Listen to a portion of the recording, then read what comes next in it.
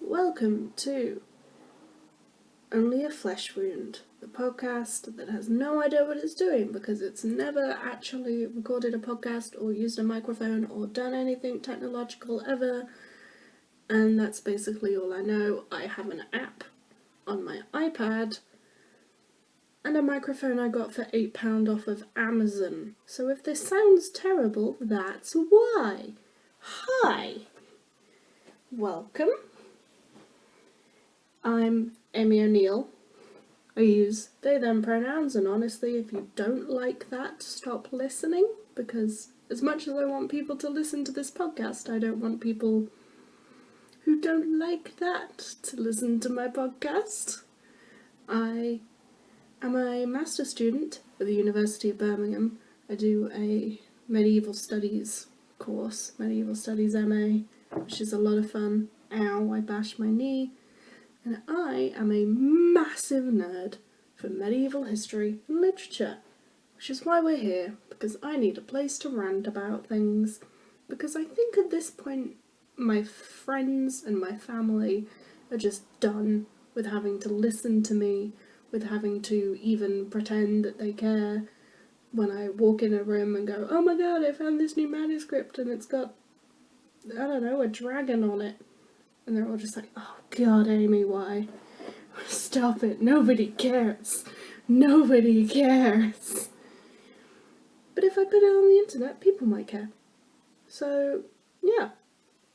This is a solo podcast, which is really awkward actually. It's very, very hard to pretend to be natural and talk to no one when there's nobody in the room with you. I tried a thing, which is I have a mirror in front of me because I will occasionally, like an idiot, I decide to lip sync to songs in my mirrors and choreograph all the dances. And I was like, oh, this will help me. It's not helping me. It's not helping me in any way.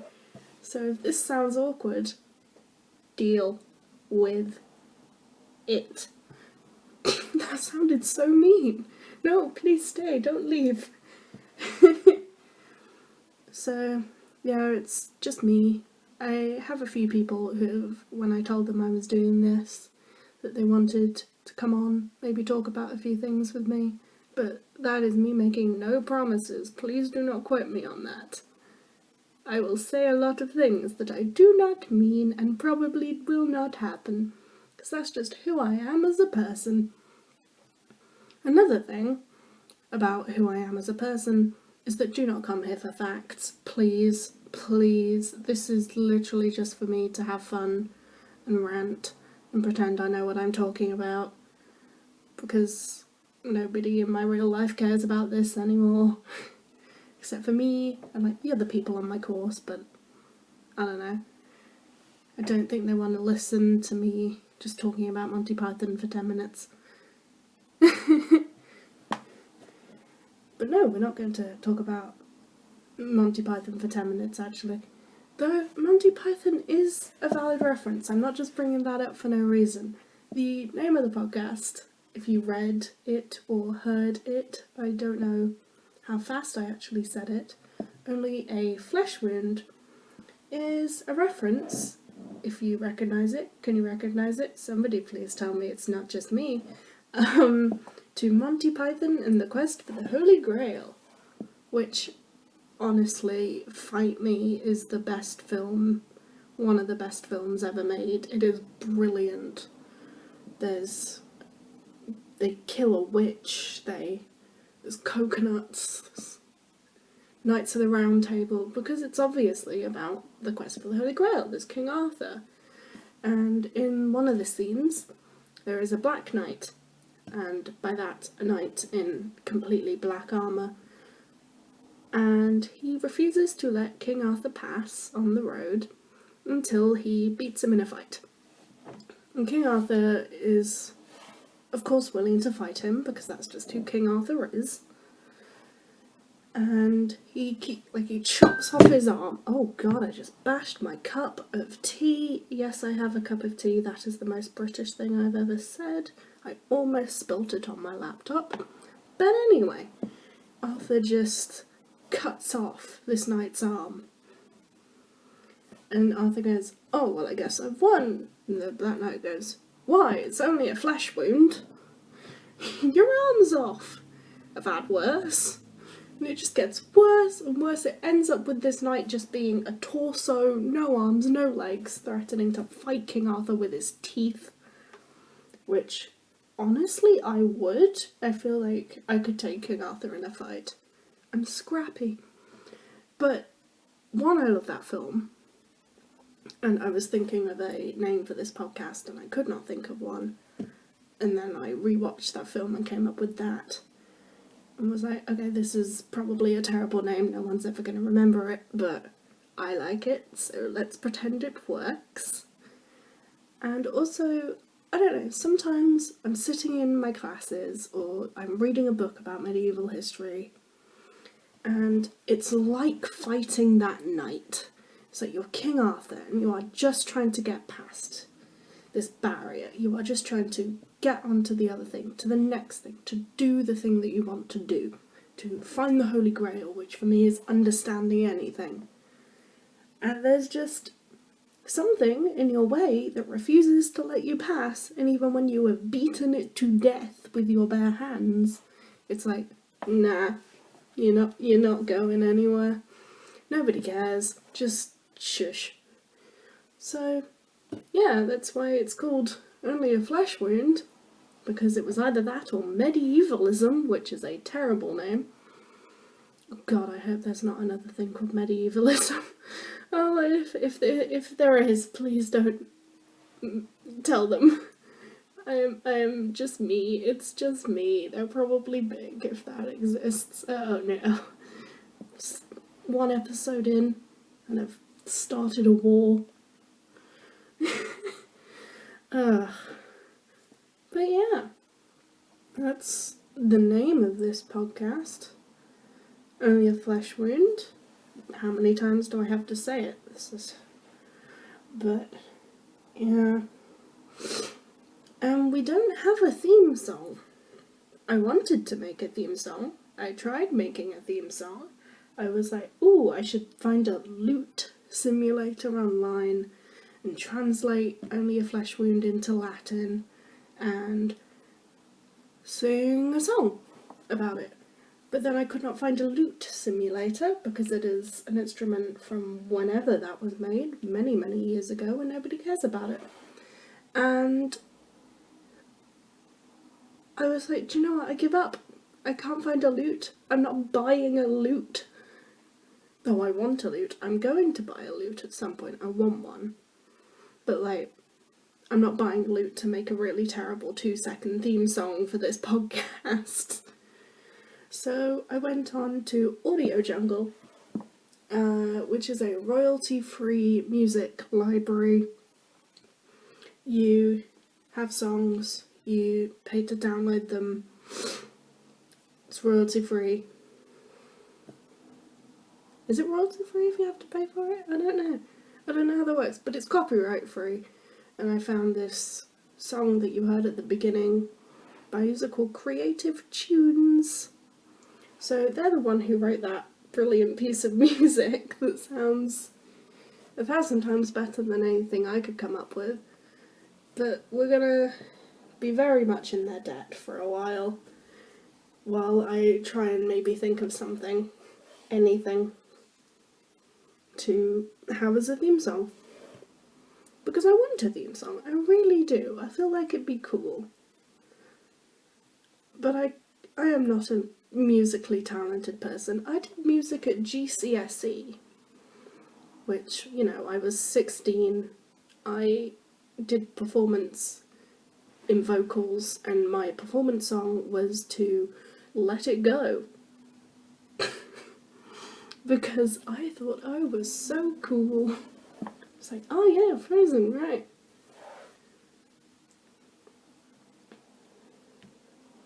Oh, oops.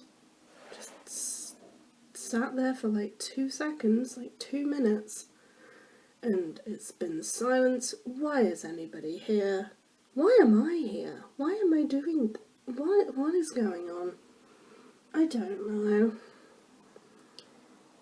Does anybody know what's going on? Does anybody? No, the world is on fire. It's fine. Let's just make a podcast and pretend that nobody is dying. That was dark. Oh no. I did not mean to say that. Oh god. And I don't know how to edit things. I can only trim things from the beginning. I don't know how to... Anything I say is just gonna be in here. Oh god. I'm gonna end up incriminating myself, aren't I? Oh yeah, here's where I found the bodies. What? No, nothing. Nope. Nobody called the police. I didn't actually murder anybody. That's a great way to sound like a murderer, isn't it? Well, so not only do I not know what's going on, I'm guessing that some other people also don't know what's going on in terms of what the medieval is, or, what it means, the time period, the history. Also, I didn't do a lot of research for this episode, so it's not going to be about any serious topic. It's just going to be me introducing what the medieval world is, because I don't understand why anybody who doesn't know would be listening to this, but thank you. Why are you here? It can't be because I have a sparkling personality. Stop it. How funny is self-depreciating humour funny? I don't know. I'm trying to be funny. I feel like whenever you're trying to be funny, you're not funny. So I'm just going to stop. I will never be stopped. I cannot be stopped. So let's define what the medieval is, in case you don't know what's going on, just like me. And, we're 12 minutes in. I was really surprised. That I didn't ramble on for too long, I guess. Woo! So, the medieval period. There's a lot of debate around it. Well, some debate over when it starts and when it ends. Some people will tell you different years, different people, different contexts, but personally, for me, the medieval starts the fall of the Roman Empire in the 5th century, which is 400 Common Era. So instead of using BC AD, I use BCE, before Common Era, and CE, Common Era, because other places in the world exist and not everybody is Christian, which is fair. So 400 CE to the 16th century in 1500 CE, which I would say in England, which is what I know, because most medieval studies things are very Eurocentric and very England-centric, especially if you're in England.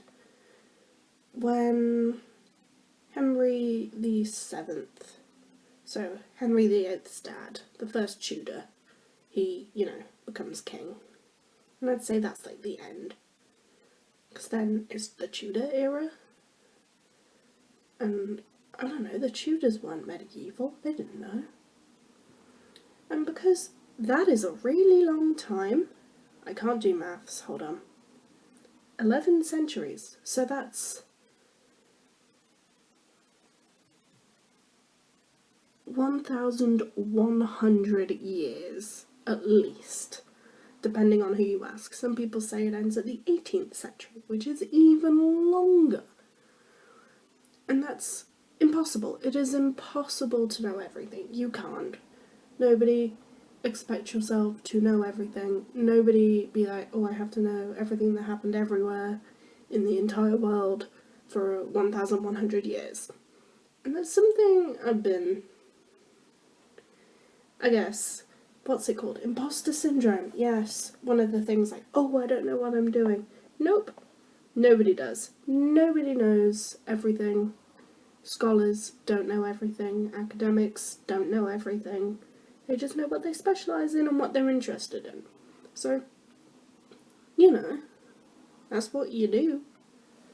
But to make it easier for, I guess, me and just randomly broke into like faux German there. What? What am I doing? So, someone, somewhere in the world, I don't know where or when or how or who, decided to split kind of our concept of the Middle Ages, as the medieval is also sometimes called, into three sections: the early Middle Ages, the high Middle Ages, and the late Middle Ages. So the early Middle Ages obviously starts at the beginning. I'm going to be honest, I don't know the time periods for the early, middle, and high. Early, high, and late, I don't know. I'm just guessing. But early Middle Ages, near the beginning, is honestly, it's what I love, because it's fun things. Everybody's making religions, and society is forming, and history is forming, and everybody is just having a fun / not fun time. So, in terms of things you might recognise from it, Emperor Charlemagne, Holy Roman Emperor, I think he was the Holy Roman Emperor. I don't know. All I know is he owned an elephant. It was called a Bulabas, and that's really cute. He owned an elephant. I'm pretending that maybe he was nice to the elephant. I'm hoping he was nice to the elephant. But Charlemagne was in the early Middle Ages. The Byzantine Empire. I don't know what that is. I'm not a Byzantinist. Byzantinist? What do you call them? It was the founding of this organised church. The Christians decided to pull their shit together. And we're like, okay, let's have buildings and bishops and a lot of, things that you need to be a religion instead of just wandering around getting murdered by Romans. Oh, I have friends who are classicists. They're gonna kill me for that. Oh, God. But, speaking of religions, if the early Middle Ages is also, when Muhammad was around. I don't know much about the rise of Islam because, once again, fun Eurocentrism, fun. Let's just, focus on all the white people and only tell them about the white people. When there's, some really cool stuff going on elsewhere. Like Genghis Khan, it's the early Middle Ages, and China, in the early Middle Ages, was having, while everyone else was just being weird, and like, ooh, there's ghosts in your blood, drink rocks. China was, inventing gunpowder and porcelain and paper money, and I don't know, that's cool, because the rest of the world, or at least Europe, had no idea what it was doing. They were just weighing silver. And, Iceland was, its money was wool. It was lengths of wool. That was what Iceland was doing. Money? No. Sheep wool? Yeah. I actually sounded like a sheep there for a second. But that was the early Middle Ages. The High Middle Ages has got more stuff that people might recognise. The High Middle Ages, they're what you think of when you think of the medieval world. It's crusades, though there were some crusades in the early Middle Ages, some of which almost didn't fail to steal a line from the entire history of the world, I guess. But, the knights, ladies, kings were happening. There was King Richard, King John, Robin Hood, in the Magna Carta, Marco Polo, everybody, jousts. It's the Middle Ages that gets represented in TV and film, really. So if you watch maybe King Arthur stuff, if you watch Merlin by the BBC, or A Knight's Tale with Hugo? No! Oh my god, Heath! Who the hell is Hugo Ledger? Heath Ledger. A Knight's Tale. Game of Thrones is high Middle Ages based. It's knights, jousts, all of that fun stuff. Who else was going on? Oh yeah, Marco Polo, I think I said that. Marco Polo, the Ming Dynasty, and a bunch of places were becoming kingdoms, countries. They were, rather than just a bunch of people not, under a single power. It was a kingdom, it was a country, as you think of it. That's what was happening a lot. But the High Middle Ages, you'll recognise at least some of the kind of imagery from it. Whether you know the actual history is a whole different thing, but you'll recognise the imagery and the tone, the clothes, some of the stories. The late Middle Ages, part 3, the end. Late Middle Ages is the sad part, I would say. There was a lot of fun, terrible things happening in the Middle Ages, in the late Middle Ages, the Black Death, all of the plagues that you remember. The Ottoman Empire was conquering every single person. It was a war that was 100 friggin' years. 100 years. Who has the time? Who has the patience? Who wants to fight anybody for 100 years? I don't know, apparently all of medieval Europe did, and I don't get it. What is going on? What is happening? What are you doing with your life? Just go home. As I said in the terrible intro, I honestly don't remember what I said, but the War of the Roses was happening, and 1490 is when Henry Tudor became king, which is basically the end of the medieval period, but I say 6th century just for ease, because 16th, oh, wrong, 16th century, so I'd say it ends in 1500 rather than 1490, because, I don't know, round numbers are fun. And yeah, there was a lot of war. I mean, there were some trades going on. Portugal was trading with India, spices. But, also guess what? Colonialism. Everybody was conquering everybody, and none of that is good. Yay.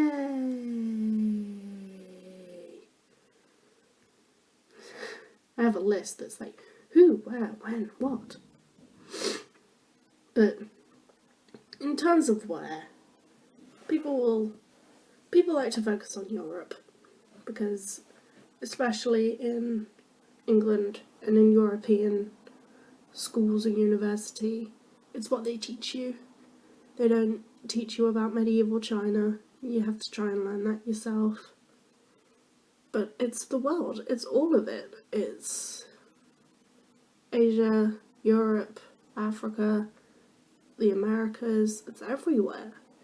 And as much as I would love to be able to talk about, all of the fun things that might have been happening in China or Japan or Africa, I don't know much about what was going on. I'm going to try and learn.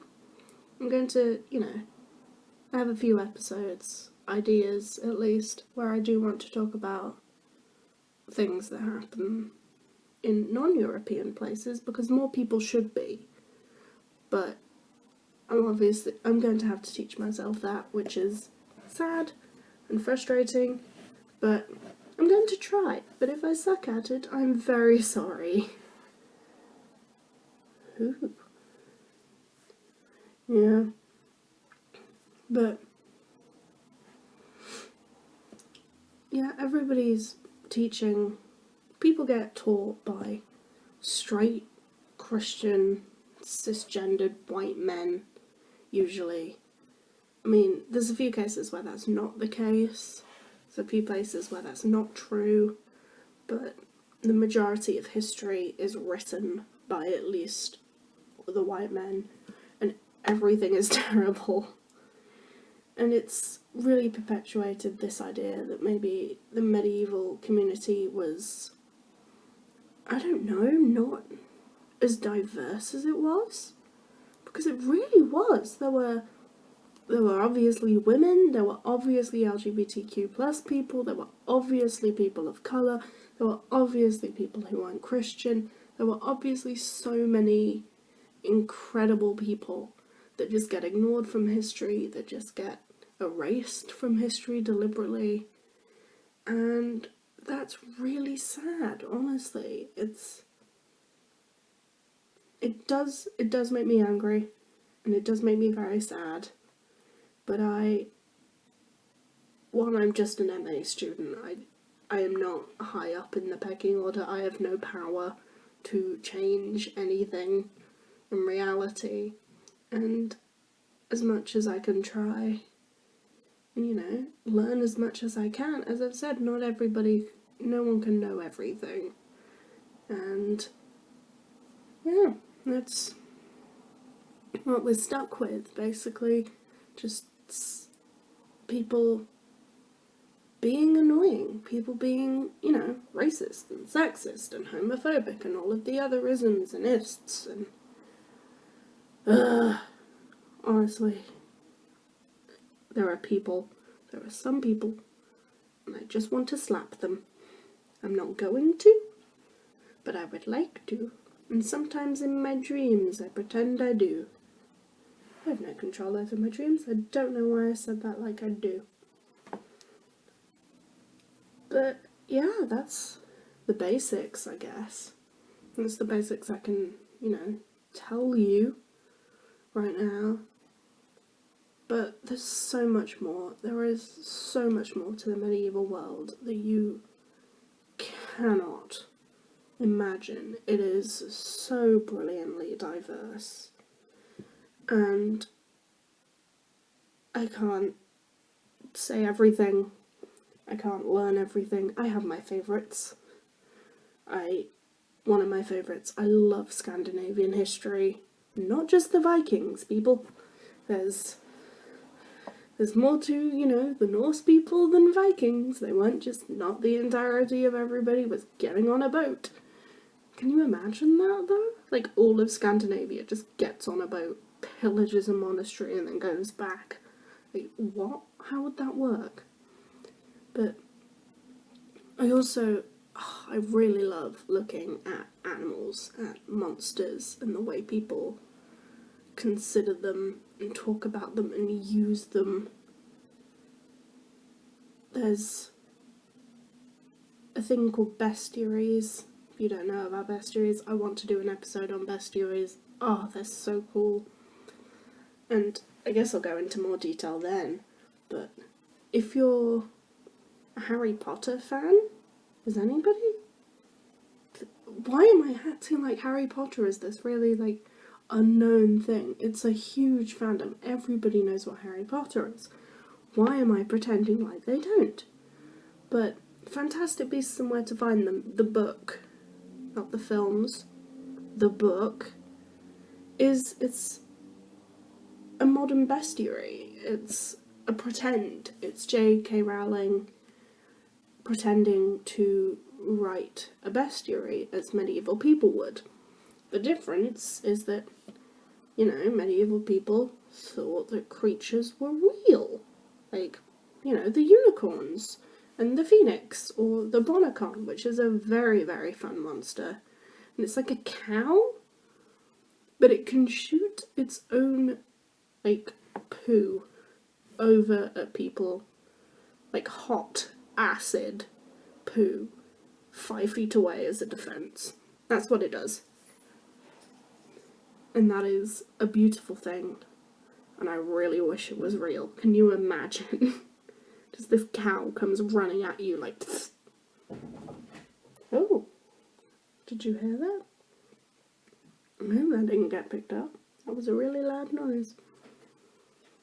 Yeah, including, you know, a terrible microphone and a terrible iPad recording app that I downloaded for free. I also have a really bad recording place. It is literally just my desk in my room. It's right by a window. It's right by the front door. It's right by a road. So, you know, the background noise has gotta be crazy, but please don't leave. I need you. I'm kidding. Fuck all y'all. No, oh god. I didn't mean that. I love you all, I promise. So, yeah, Bestiaries, Scandinavian history, and manuscripts. The books that people had in the medieval period. Handwritten vellum. Oh, if you can ever hold one, if you can ever get your hands on one, it is an experience. I think I almost cried the first time I held a manuscript. Because they are just these incredible things, and they're all, like, they're handmade. They didn't have printing. They didn't have, you know, big workshops. It was just a monk and an ink. And they're so beautiful. So pretty. But also, God, I hate trying to read them. The handwriting is always, there's about 17,000 different, like, scripts that they use when they write in them, and it's abbreviations and Latin and just a mess. I've been learning paleography recently, which is the study of those words. It's transcribing what's on the page into, you know, a readable modern font. Not translation, but just putting it so it can be readable to a modern eye. And it gives you a headache. It's squiggles. Like, can I go back in time and, like, slap every single monk that existed? Just like, no, stop it. Please stop abbreviating 7-letter Latin words into 2 letters and then putting 1 line on top and then just expecting me to know what you were talking about. Oh god, Latin. But yeah, that's the medieval stuff that I'm interested in. I really don't care about battles and wars. Like, I get why people do. It's fascinating. I get why people like strategy and facts and all of that. I don't know, I care more about how people lived and thought. I don't care much about people hitting each other's faces with swords. It's not my thing. If it's your thing, all the best to you, but it's not mine. I couldn't. But, what should I give some book recommendations? I think so. Do y'all want book recommendations? Can you answer me through this screen? Can you answer me through this microphone even though I am sitting alone? Do you want books? I have books. I have so many books. I'll give you books. So, I'll give you a lot of books. But not all of them. I don't think no one could give you all of them. If you take anything from this episode, nobody can learn everything. Nobody can own every book. I own so many books about the medieval world, and I'm like, I want more. I want all of them. But I can't, because 1, money, to space. And I have neither, because I am a student and I live in a shared house, and I only have so much space on my desk, and only so tall my pile of books can get before it topples over and crushes me while I sit here and, watch YouTube. Books. Some good starter books. Let me think. Good starter books. So, there's The Complete Idiot's Guide to the Middle Ages. I believe it's Timothy Hall? I think so. Google it. Google it. Honestly, Google everything I say. None of this is going to be correct. And it's literally what it says on the tin. It's the basics. I think it has sections the least you need to know about something. And if you're just getting into medieval history and you're just trying to figure out what you're interested in, I'd say starting with something like that is good, because you can research further, because it's got everything in it and you don't have to know what you're interested in to start it. You can just read it and then find out what you're interested in, because it can be really hard to know where to start, and having that, this is everything, this is the basics, this is the least you need to know, can be really, really useful. So that book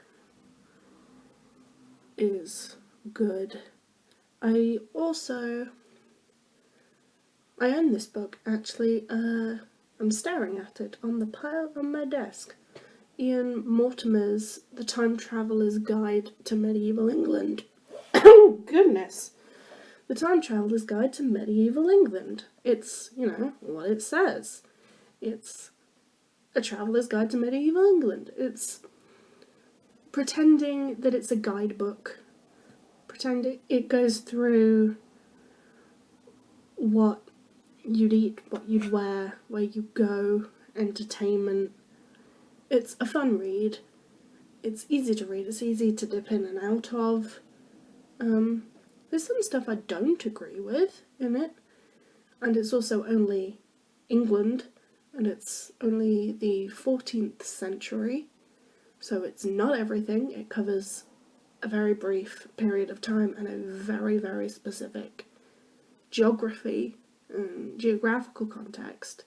But if you're looking for an easy read and you're looking for some fun and you just want to know what it'd be like to be a medieval person, rather than, here are some facts, it's, here's what it would feel like, here's what you'd smell and see and taste. And I think that's really cool, because we sometimes forget that history is alive, that these were real people, that they were just as complicated and messy and four-dimensional as we are. And I think if you're wanting to try and get into their heads, that's a good place to start. Another good book, I have to, I couldn't not tell you, Christopher de Hamel. Honestly, anything he's written, let's be real, Christopher de Hamel is a brilliant person, but meetings with remarkable manuscripts is the book that I have it, I read it, I loved it.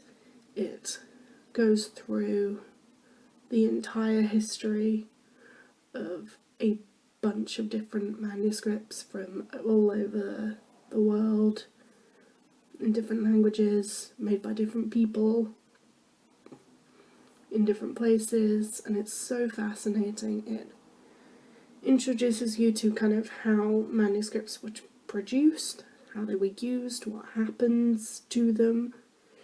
There's some really fun histories in there, because these are really, really old books, and lots of things can happen in between, them finding themselves in libraries, and it tells you. and it's just a fun read. Sit down. But like, also, if you're a bit maybe more knowledgeable about manuscripts, discursive bibliographies. Oh yeah. God, that was the nerdiest thing I've ever said. But yeah, discursive bibliographies. So if you're either getting started on manuscript studies, it's a fun, easy read. If you're a bit more knowledgeable about it and you maybe have a bit of experience, it's a fun, easy read, and it tells you where to find more information. So, yeah. But, are there any other books? Because there are so many books. You find them in like Waterstones or W.H. Smith's or on Amazon. And it's really hard to know which ones to start with.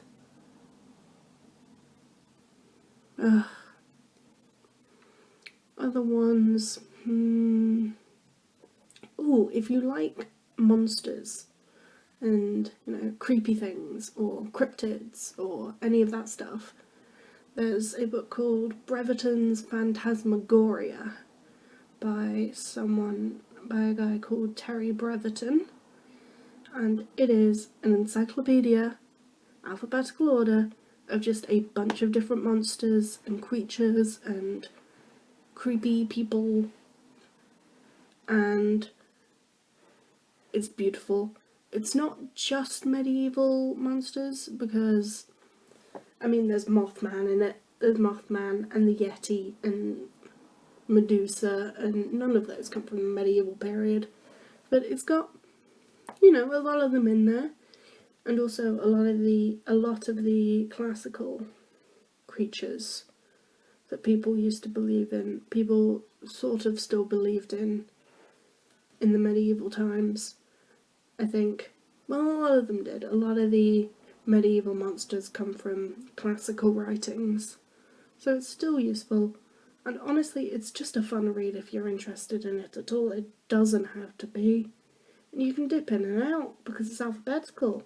And you can look at the things that you like and ignore the things that you don't like. So, honestly, it's a great book. And even though it's got things that aren't medieval in it, I can't not recommend it as a book to own, because everybody should own it, because it's so much fun. And there's fun illustrations, and it's hardback, and so pretty. But I think that's about it. I think that's the books that I can think of, the books that I would recommend right now. There are other books. I know there are other books. I know there are so many other books that are marketed towards people who perhaps are getting started. I know there is. I've even read some of them. But, one, I don't want to overwhelm you, like, here's a reading list, read it. No. And also, some of the books I don't like for various reasons. And so I'm not going to tell you to read a book I wouldn't read myself. I feel like that's unfair. But that's my book recommendations. And I think that's going to be it for this week. I don't have anything else to tell you. Oh yes I do. So, we are obviously only a flesh wound. If you want to talk to us, it's just me. If you want to talk to me, you can email me at onlyafleshwoundpodcast@gmail.com. Just tell me what I've said wrong. Tell me what I've done that's stupid. I don't know. Maybe I've annoyed you. Maybe you have a fun thing to tell me. Tell me there. We also have a Twitter @fleshwoundpod, because someone else had taken only a flesh wound, and I am ready to fight them at any given point. So if you have it, be ready, because I will be throwing hands. Oh my god, did I just say that? I just said that. Somebody hit me. Somebody, no, I'm never. I hated that. I hated every second of that. But yeah, if you have only a flesh wound as a Twitter handle, I will be standing outside of your house just screaming. Just, a single note, sustained, and just punish you for getting there before I did, even though it's, a quote from a film and you have every right to have a Twitter of it, but I want it. Also, obviously, follow us here. I don't know what to do here. God, this feels really awkward. Smash that like button. No. But, if you like the podcast, like the video, subscribe to the channel. Are you supposed to ring bells? I don't know how YouTube works. I don't know how anything works. And also, this is really awkward. But we will be back in 2 weeks, fortnightly. So that will be on the 5th of December will our next episode be. And honestly, I don't know what the episode is going to be about yet. I have a list of ideas, but they're all based on puns. So that's what you need to know there. All of my episode ideas are based on the puns I thought of or found on the internet. Yay! Well, Twitter, email, subscribe, follow us, do things, be nice to the people, I don't know, hug your pets, and I will see you in 2 weeks, hopefully. Thank you for listening to Only a Flesh Wound.